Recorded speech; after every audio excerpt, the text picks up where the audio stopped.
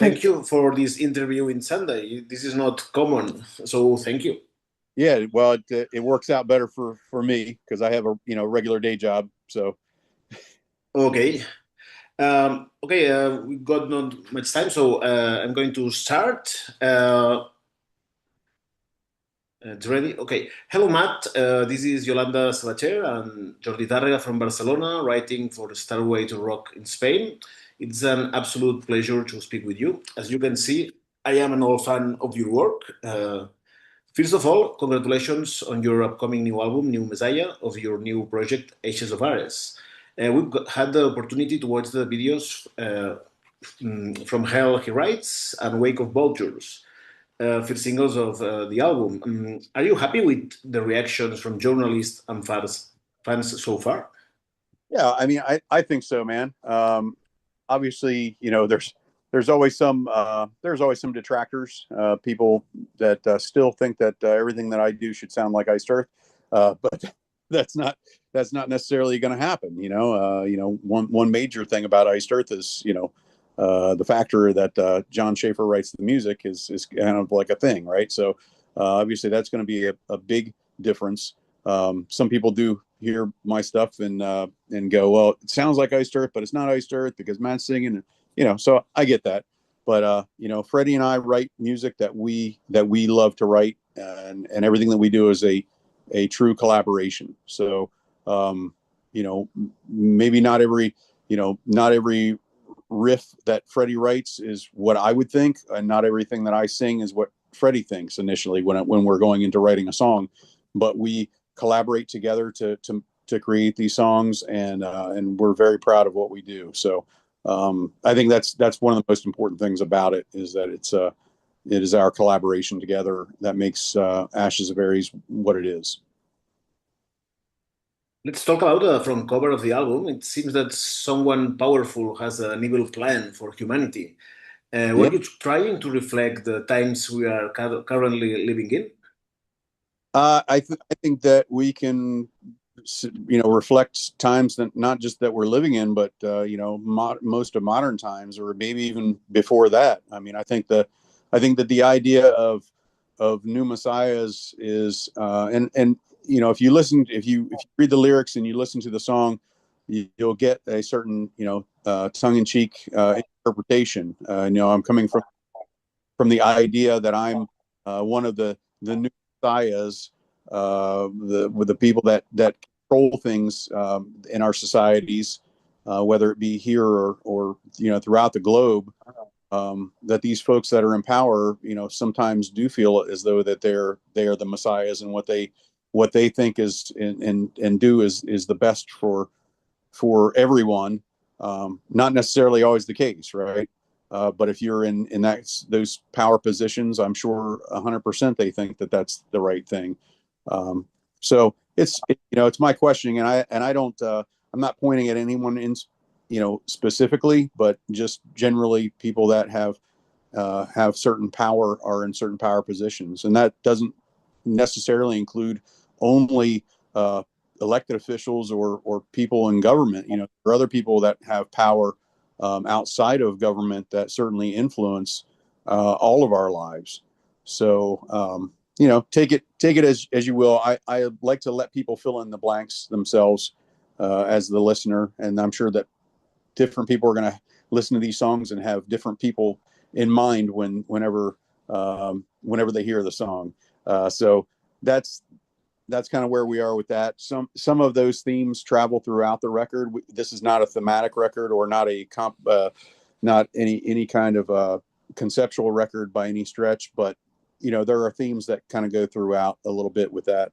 Some of that can be, you can glean into, like, Wake of Vultures, the some of those concepts there, and how whenever somebody falls, sometimes people within their own group or their own wake attack them and devour them and kick them until they're, because people like uh, the only thing that people like, I think, better than a redemption story or a comeback story, is watching somebody in a position fall, and then everybody piles on. So that's what that song is about.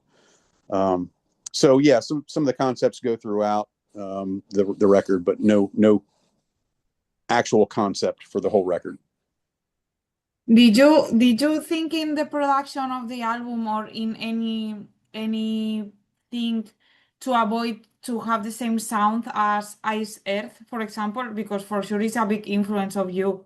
So who you can avoid this?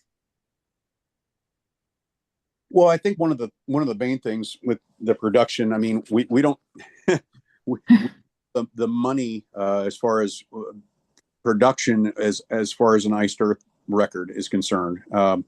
We try to do our best as far as reaching the level of production that we can, but as far as like guitar tones and things like that, we're going to be different as well. Freddie has different influences where guitar tones are concerned and things like that.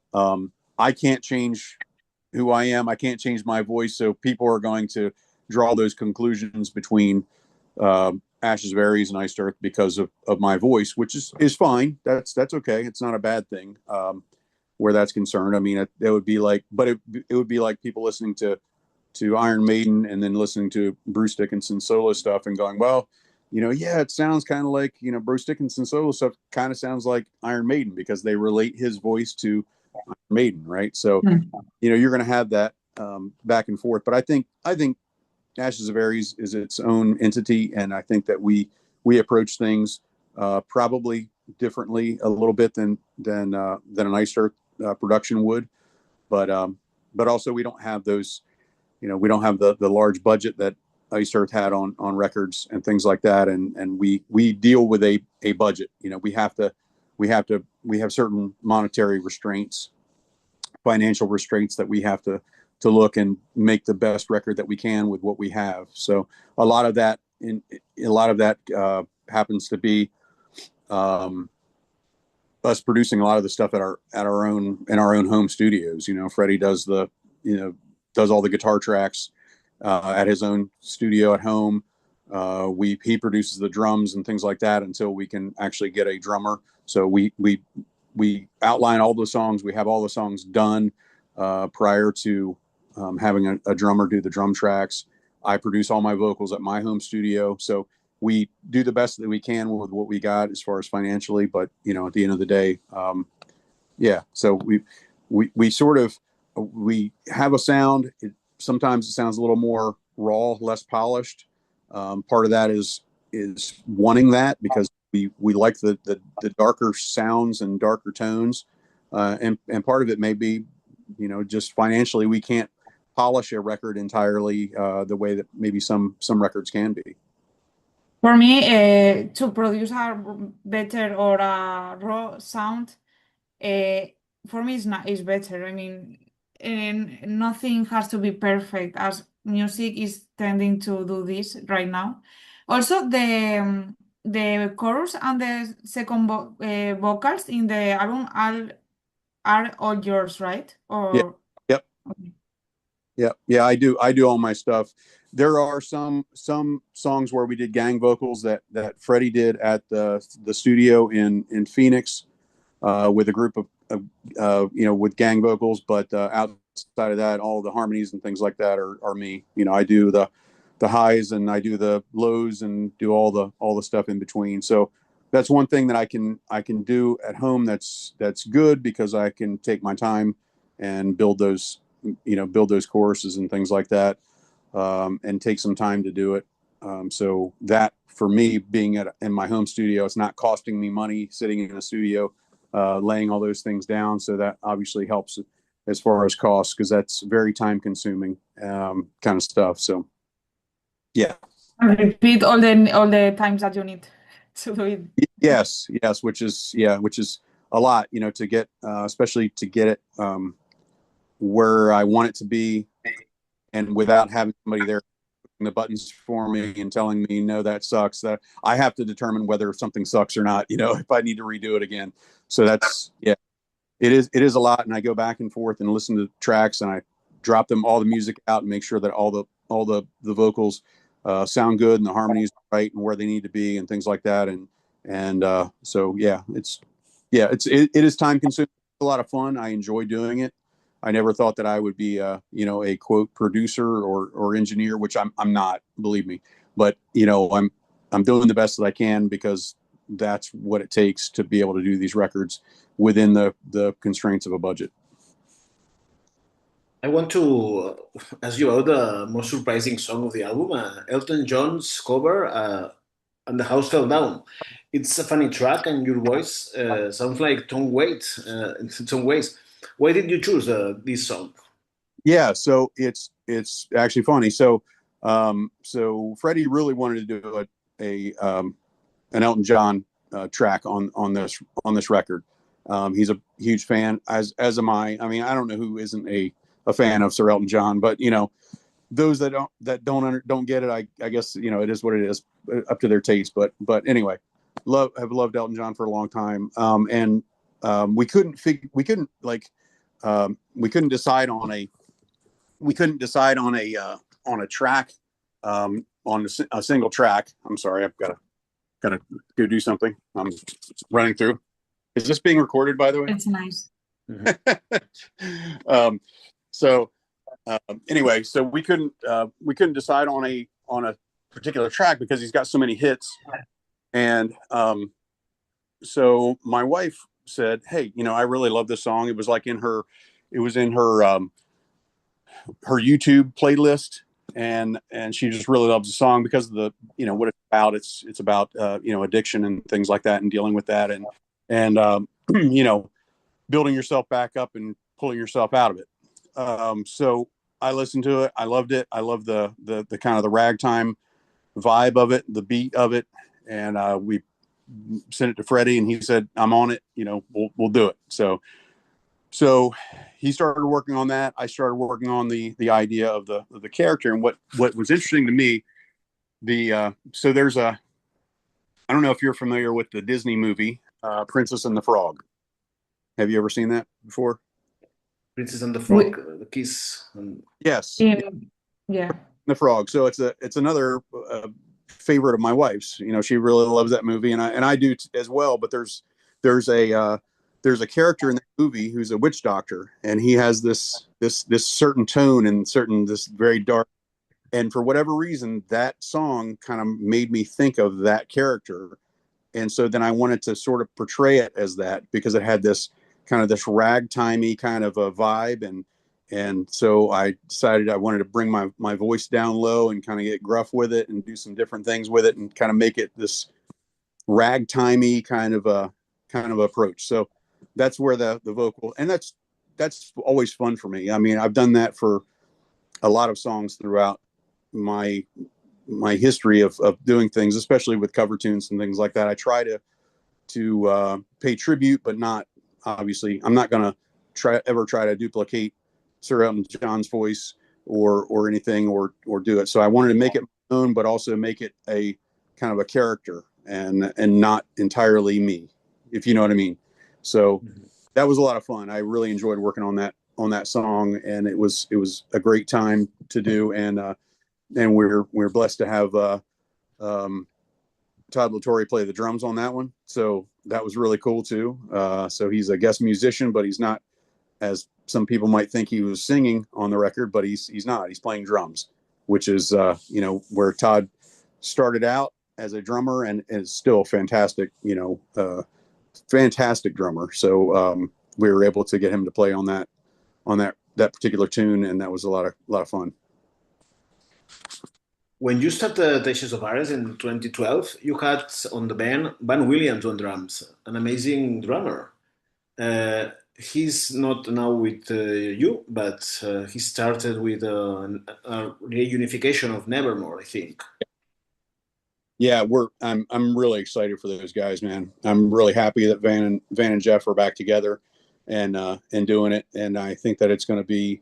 I'm looking forward to it. I think it's going to be a fantastic thing whenever they come out with their first new imagination of Nevermore, man. I'm really excited for them.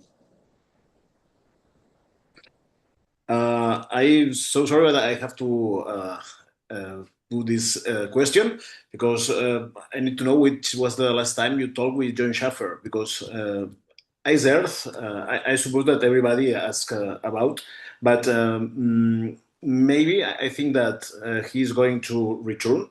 I don't know when, but if I was John, I was sure that the best option, the best singer, for me, the voice of Ice Earth, it's not Barlow. Yeah, well, you know, we and John and I haven't talked about that at all, man. You know, obviously, I can't wait for John to do something else musically. I don't know if it's going to be Iced Earth or something else, but I look forward to him, you know, coming back and getting back into things. I really hope that he does. But right now, I don't think that's all on hold for him. I believe it's been a little bit since I've spoken with him. He and my wife speak quite often as they're that's my wife's brother. Um, so, but as far as whenever he does something, I'm going to be fully supporting him coming back into music. So hopefully that will happen, and hopefully that I understand, like, and I've said this before in other interviews. I understand people's disappointment in how things went down with John, and I think John is disappointed as well, and has apologized. So hopefully there is a redemption story in here, and hopefully people can understand and understand that we all have our differences and our whether you want to call them flaws or just differences in opinion or what have you, or differences in in things that they've done or anything. But at the end of the day, I think the outcome, if John is able to come back into the musical realm, I think the outcome ultimately will be something a very, very, very positive thing. So look So forward. you have, sorry, Yep, no worries. that you don't have, no, you have nothing to guide you to him, like saying, hey, we can return maybe this project. Yeah, no, No.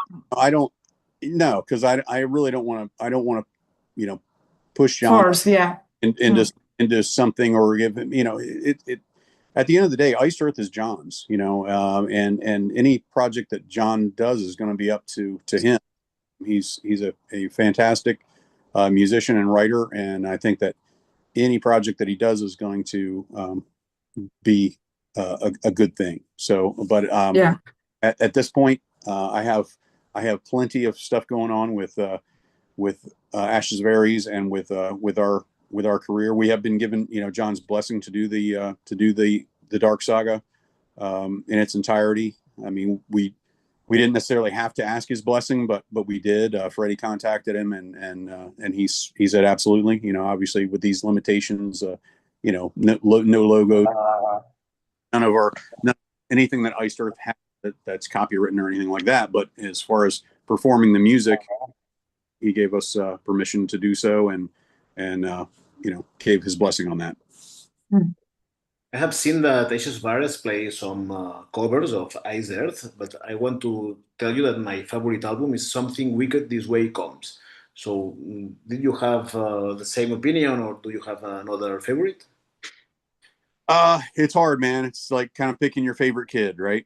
So it's hard to say, hey, this one's favorite or not. I mean, I can definitely say that Dark Saga was a big influence as far as what directed my career and the way I started performing and singing, and from that point on, Dark Saga, or rather Burn Offerings, obviously was the first record that I did professionally with Iced Earth or with any band actually, and there was a lot of growing, I think, that I did between that record and Dark Saga. And Dark Saga was really it had so many.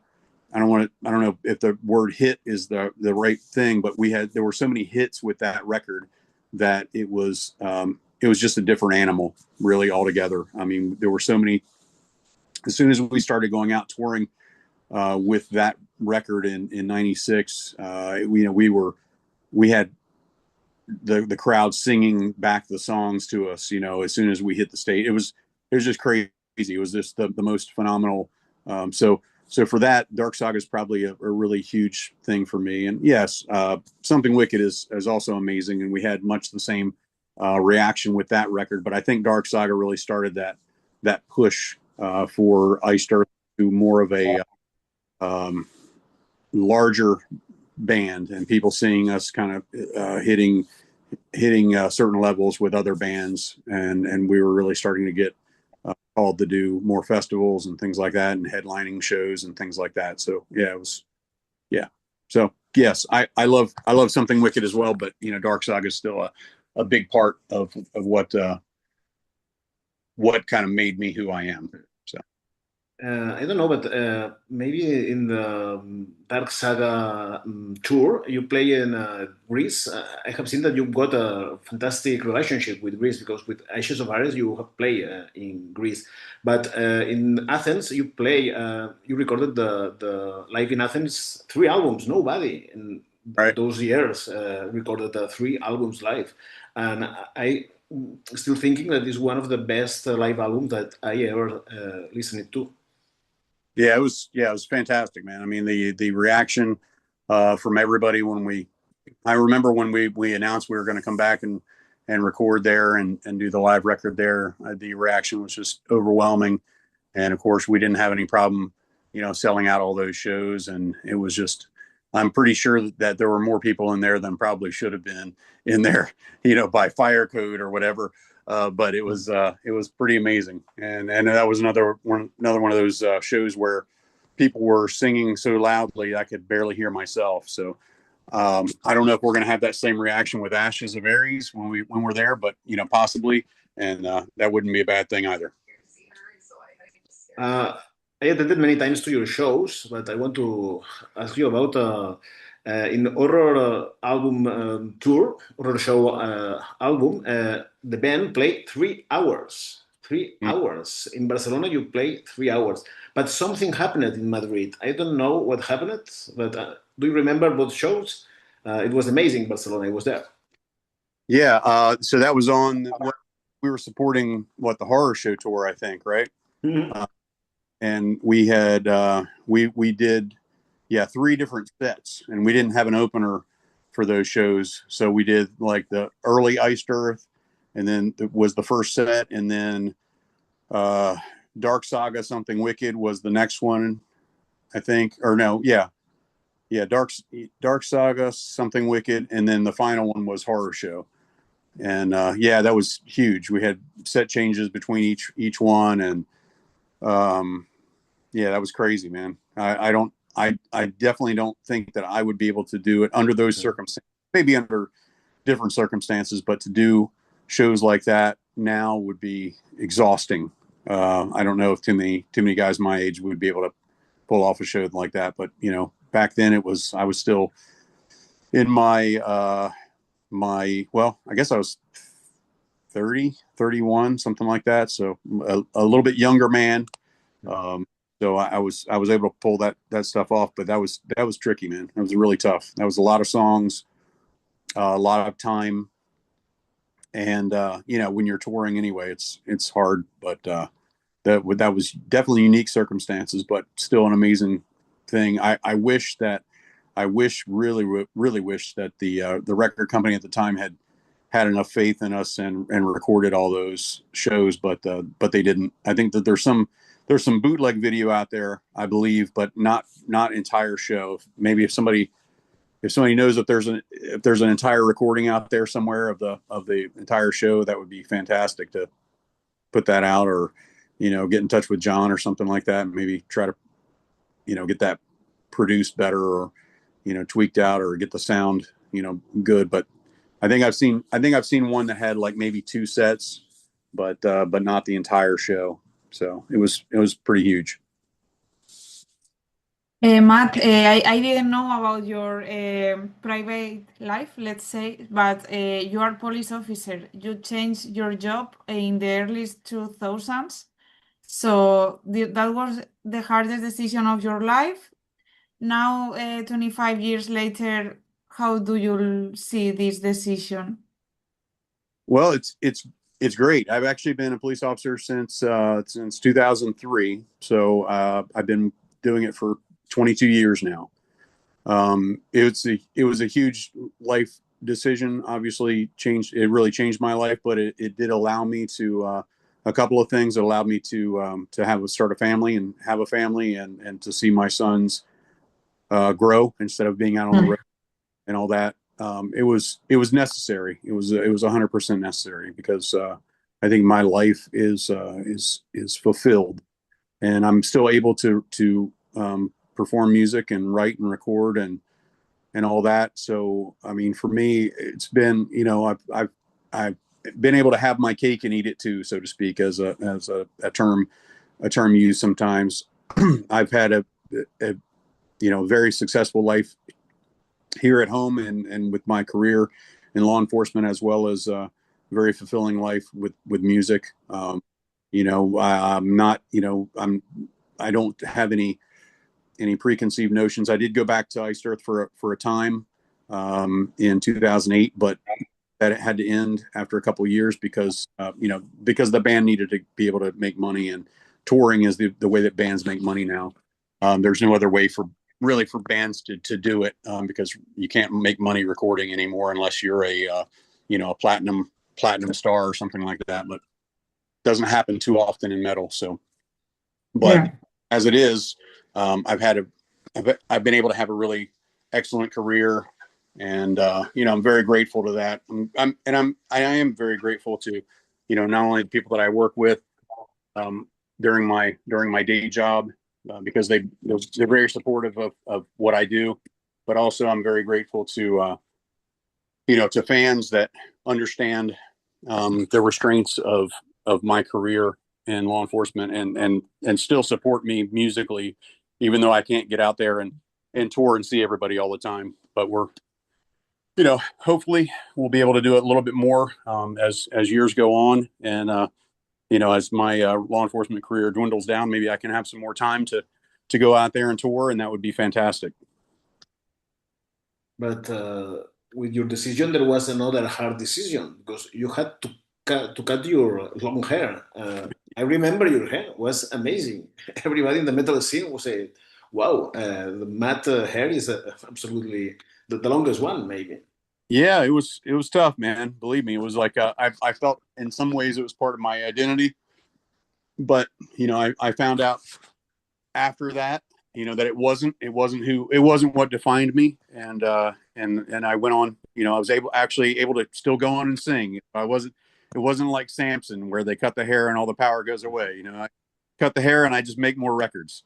So I've done more records since I've become a police officer than I did with Iced Earth. So in its entirety when I was with the band. So I'm pretty happy with where I am as far as that's concerned. Obviously, man, it would be great to have a big budget and be able to sit in the studio and write records and things like that. But at the end of the day, that just wasn't a reality for me. And it wasn't where my life should have been. And I think that every day that I 100% made the correct decision with where I am in my life. I'm very fulfilled with my career, with both my careers, really, with law enforcement and musical career. So, and I think that you can hear that. I hope that people can hear that in what I do as far as music is concerned. The passion is still there 100%. And I do everything that I can to make good records. So hopefully people hear that. Do you remember the like the goodbye or the farewell that you did in Wacken? I was not there. I think Jordi was. I was there, 2011. I was attended back in open air, and the show. You finished the show and you started to cry. Yeah, it was, well, man, it was an emotional time, man.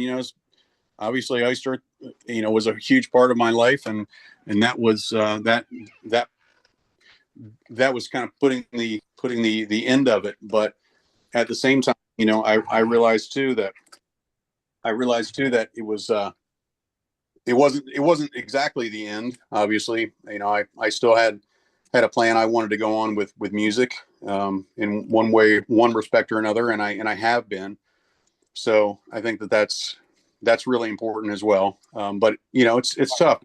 I spent a big part of my life with Iced Earth, and that was my ability, at least, to give a proper ending. Whereas before, I wasn't really afforded that. Obviously, when I left prior to Glorious Burden coming out, I wasn't able to properly, I think, give a goodbye to the fans, and I think that was a good way of doing it, and that's why we wrapped up me being with the band with that tour, and it was a farewell tour, and that was, being the last show. It was pretty emotional, and had a lot of stuff going on. I was thinking about my family and and all that. I still get a little bit choked up thinking about it, honestly, because it was, it's very heavy time, and it still is, with a lot of emotions there, and I've always felt that way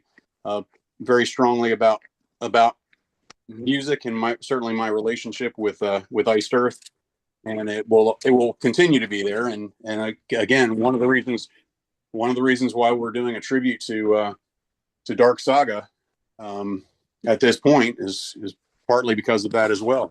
So that was a huge part of my life. That record was a huge influence on my life and the trajectory of my life. So it's pretty amazing. And have you followed the albums of the Ice Earth after you leave the band? Sure. Yep. Yeah. Okay. I don't sit there and listen. It's a little bit hard sometimes, right? You're listening to a band that's kind of going on and doing stuff without you. But yeah. I mean, I've listened to it, and I've been to, several. I'd been to several shows and seen those guys playing out, and so there's no hard feelings. It's just, it is what it is, and I've have a good relationship with Tim, with Stu. We chat, occasionally on Facebook or whatever. And, heck, for that matter, Gene from, the original Iced Earth singer. So there's no hard feelings there for me at all. It is what it is, man. It was part of my life, part of their lives. And, it's just different. I mean, I know that it's probably a little weird at first with Tim, taking my gig, and then me taking the gig from Tim, and that kind of stuff. But we've gotten beyond that, and Tim did guest vocals on our last record, and I would love to work with those guys at any point as well. So I mean, I would do anything if Tim said, "Hey man, I want you to sing on this record with me." I'd do it in a heartbeat. So there's no issues there. Matt, we've got only 3 more questions, but it is going to finish up the Zoom. If it's possible, you can click when it's finished, click the same link. And we've got the opportunity to do the 3 more questions. Okay. The classical questions, the 5th one is, which is the first album you bought with your own money? First record I bought with my own money, man. That's probably going to be a tough one. Shoot, man, I'm actually thinking Master of Puppets was probably the first record that I bought with my own money, and it was on cassette. So yeah, Good one. Yeah. So okay, Yolanda. So my second classical question: do you remember the first time that you cried in a concert? Which song and which band? I don't. I'm not sure that I ever cried in a concert. Yeah, for me, unfortunately, I guess I was always been one of those guys that was kind of sitting in the back watching, because I was always kind of like a student of music and concerts and things like that. So I was always like more watching the musicians and watching because they're performers, right? So I'm like kind of scoping out and seeing what they're doing, and what I would do, and what I should do, or what I should, so that I was, and maybe I should have been more emotionally invested in shows, but I was always more of the guy studying what they're doing, and how they're doing it, and things like that. I mean, emotional to a degree, like, you know, excited. Hey, I'm here. I'm doing it. Yeah, never really crying. So I was never the crying in a concert guy. I do cry, but my wife, you know, points that out all the time. I'll be sitting here watching a movie or something and just start, you know, getting all emotional. But that was never me. Yeah. Okay, if you had a huge production budget for an Ashes of Ares show, what kind of stage, trick, or element would you love to include?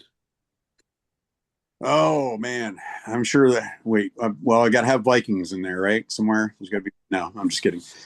No, I would probably, if we had the ability to do a big Ashes of Ares show, I would think that we would need to have some of our mascots from the records, like the One-Eyed King, you know, maybe show up or something like that. You know, maybe some animatronics would be cool. I could definitely see that happening. You know, an Ares animatronic Ares, you know, with a giant battle axe or something like that would be cool. You know, yeah, go way over the top with it. You know, might as well, right? If you've got an endless budget, just go nuts. And of course a 2 foot tall Stonehenge to go in the center of the stage. Yeah. It's a Spinal Tap moment would be. Absolutely, Yeah. absolutely. Yeah, Okay. no, so Jordi, just because we didn't talk about your future plans, and I don't know if you expect to tour just in United States or thinking to go abroad. Yeah. So yeah, besides yeah, I would love to be able to do some more stuff in the U.S. We haven't done anything in a while. Again, it's just trying to get those promoters. It's always about local promoters, right? Because we can't happen. We can't make things happen without people locally, you know, handling things and getting things going. You know, selling tickets, setting up the venues and things like that. So it's tough. And we know, you know, we know what our limitations are. We know that we're not going to have the pull of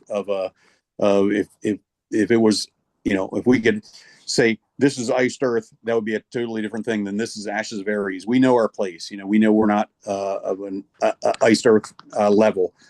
So we know we're not going to be able to pull those kind of numbers. So, but hopefully, you know, people catch on and start listening and understand, you know, what we do and maybe have us, you know, come back out to US or this would be fantastic. We're talking about maybe trying to do something in South America. Maybe next year would be great. Yeah, I think we got some stuff, you know, coming up, but it's really just a matter of coordination and getting everybody on the same page. Good luck with that. With that, yeah. Something really beautiful could be Blind Guardian. You were absolutely with a strong friendship with the guys of Blind Guardian and Ashes of Ares on tour through Europe. Yeah, that would be great, man. We're doing one show together, at least in Greece. So we're going to be doing a show in Thessaloniki together on this tour that we're doing. So that will be fun. I think it's on I can't remember, maybe October 1st. I think I believe. I can't remember exactly the date, but we're going to be doing that as soon as we get the other tour dates solidified. We'll put out a list of where we're playing and things like that. But we're definitely doing a show with them in Thessaloniki, so that's going to be a lot of fun. Finishing, I got a dream, and I would love to see either comeback show with Stu, Tim, Matt, Gene singing all the stuff. Hey, 4-hour show. That sounds great. That sounds awesome. Okay. From our part, it's thank you for this interview. Yes, for your time. Really, for me, it's really special. I attended many times in the old days to your shows. Isaac was your voice, especially. It's something really important. And I started to be a fan of Ashes of Ares. I have to confess that this album is the first one that I listened to, and hey, it's hope to see you on stage. All right, man. Well, thank you so much, man. Thank you for your. Yeah, I never see you on live, so I think it's a good moment to come back to join the band. because I want to see you now. Well, I appreciate it, and thank you guys for the opportunity to speak with you today. Okay, have a good day. All right, thanks. So we don't know Ah. record el saludo. Sí, please, no. Yeah, sorry. Because in social media we tend to upload like a 10 short video, 10 second, like, "Hi, I am Matt Barlow from Ashes of Ares. Please check my interview for Stairway to Rock," and something like that. Okay. If it's possible. Yep. What's the name of the show? Stairway to Rock. Stairway to Rock. Okay. All right. Cool. Hey guys, this is Matt Barlow from Ashes of Ares, and please check out my interview on Stairway to Rock. Thank you very much. Appreciate it. Yep, you got it. We'll see you guys. Okay, bye. Bye, bye. Have a nice day.